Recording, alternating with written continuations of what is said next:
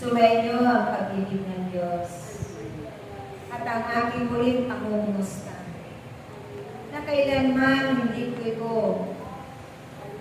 ipagwawalang bahala, bagkus lagi kong sasampatin ng aking mga labi sa pamamagitan ng iyong mga kapatid. Kaya sa aking napagmamasdan, ako'y galak na galak sa bawat pagtutulungan ninyo. Ang aking mahal na imahe ay patuloy niyong nililibot sa bawat tahanan at siya man ay tinatanggap nila ng lubos na pag-ibig at kagalakan. Naroon ang kanilang pagpapakumbaba sa aking pangalan. Ako rin din ang iniibig nila sa pamamagitan ng pagpapadama nila sa isa't isa ng pagmamalasakitan, pagsunod ng may kagalakan at puno ng tunay na pagmamahalan. Dahil nadarama ko ang bawat ina na tumatanggap sa akin sa bawat tahanan, lubos-lubos na hindi lamang nagpapasalamat sa aking pagkain. Bagkus kung gusto ako na tinatanggap Nanariyan sa mga mata nila ang luha na simbolo ng pagmamahal nila sa akin. Kagalakan na hindi mo matutumbasan ang anumang halaga sa bawat pagpaniko sa mga tahanan na naroon sa iba't ibang dako ng sanglibutan sa pamamagitan ng inyong mga kapatid na nagkakaisa at nagtutulungan, may kababaan at kalooban na ako'y ibnanhit lang sa kanilang mga kapatid at kapwa na lubos-lubos ang pagtanggap at pagpapasalamat sa akin. Kaya ito man ang simbolo na kayo nga na mananampalataya ng Diyos sa bansang ito ay lubos-lubos ninyong iginagalang ang kanyang salita. Ang aking mga inihayag na mga pangako sa pagdaralita ng inyong banal na Santo Rosario para sa aking mahalay ng Birheng Maria.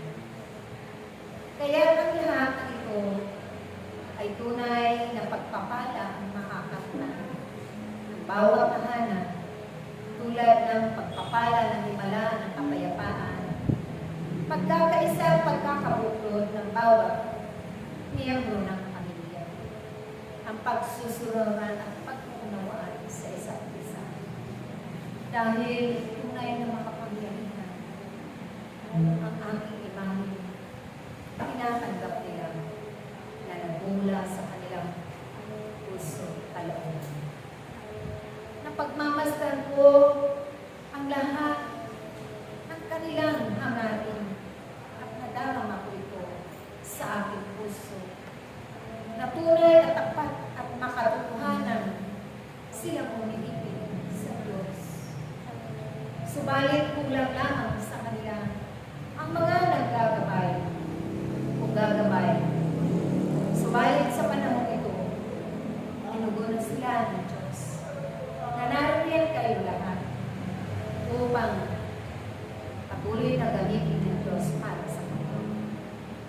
Kaya ako'y mga anak ng minamahal ko, lubos-lubos akong nagpapasalamat sa inyo lahat na hindi ninyo sinayang ang oras at panahon na kayo man ay sumunod sa kalooban ng Diyos. Tumugon sa panawagan ng Diyos at kayo man ay nagpaangkol sa akin. Tunay na ako'y iginalan nyo rin ang pinipig ng makatotohanan. Dahil sa bawat ating napagmamasdan, lumuluha kayo sa kagalakan. Maraming salamat. Hindi na kukubli sa inyo ang tunay na pag-ibig at katapatan. Dahil sa inyong masinsin na pagsunod sa kalooban ng Diyos. Wala nang tinagap ninyo. Sa inyong mga buhay ang aking bugtungan. At doon na mula ang inyong kalayaan. Unti-unti na magbabago ng inyong mga buhay. Hanggang umusad ang mga araw, panahon at pagkakataon. At eto kayo ngayon. Maraming nagpunan mga bagay na mabubuti na lagi niyong rin ibinabahagi at ipinapalaganap sa inyong mga kapwa sa sanglibutan ito. Na hindi ninyo pinanghihinayahan ang pag-aksaya ninyo at mga pagpapagal ng inyong mga sarili para sa ikabubuti, ikapagliligtas, ikapagbabago ng lahat ng inyong mga kapwa sa mundong bagay. Maraming salamat at ako'y galak na galak. Habang kayo ay aking pinagmamasdan,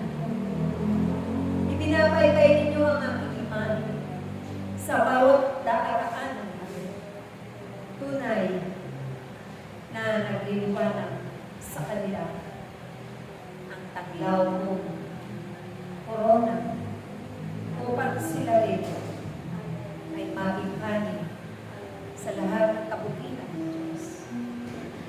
Dahil sila man ay patid na may Diyos. Subalit sila man ay nauubos na ng panahon na paglaanan ng Diyos ng araw at pagkakataon sa pamamagitan ng kanilang mga paghahanap buhay at kaabalahan sa buhay. Subalit kayo'y dumating sa panahon ito na kayong lahat ay naging pasigasig. Sumunod sa mga mahalagang ipinaputos ng Diyos. At ito naman ay inyong pinahalagahan. Pinanggap ng buong gusto at pasasalamat. Buong pag-iingat at pagpapahalaga na kailanman hindi ninyo dilinyo at nakakaligtaan ang inyong mga tungkulin hanggang sa walang hanggan. Kaya aking mga anak, huwag nawa kayo mang ginawa, ganapin ang lahat upang maraming maligtas sa inyong bayan, sa inyong bansa, at matulungan ang mga pagluhang hindi pagkakaumuran. Ang pagmamataasan ay mapalitan ito ng pagkakaisa at pagmamahalan, pagpapatawaran, dahil tunay na kikilos ng Diyos sa pamamagitan ng inyong mga pagtawag, pagmamalasakit, pagsasakripisyo, pagtitiyaga at pagtitis para sa kapayapaan ng mundo. At ganoon din ang iba ninyong mga kapwa na hindi man ninyo kalahit, na patuloy ninyong ipinapadalangin din sa pamamagitan ng pagdaralita ninyo ang aking banal na sabi upang mapawi ang galit at po sa kanilang mga buong tatakunan. Ang maghari nawa ay ang pag-ibig ng Diyos at ang paghahari na walang hanggan, na walang inaantay na kapatid. Kundi ang maglingkod ng buong katampatan, buong kagalakan, buong katutuhan. Kaya ipagpatuloy ninyo nawa ito aking mga anak. Sama-sama kayo sa pananalangin hanggang wakas ng inyong mga buhay. Dahil tunay na ilayaan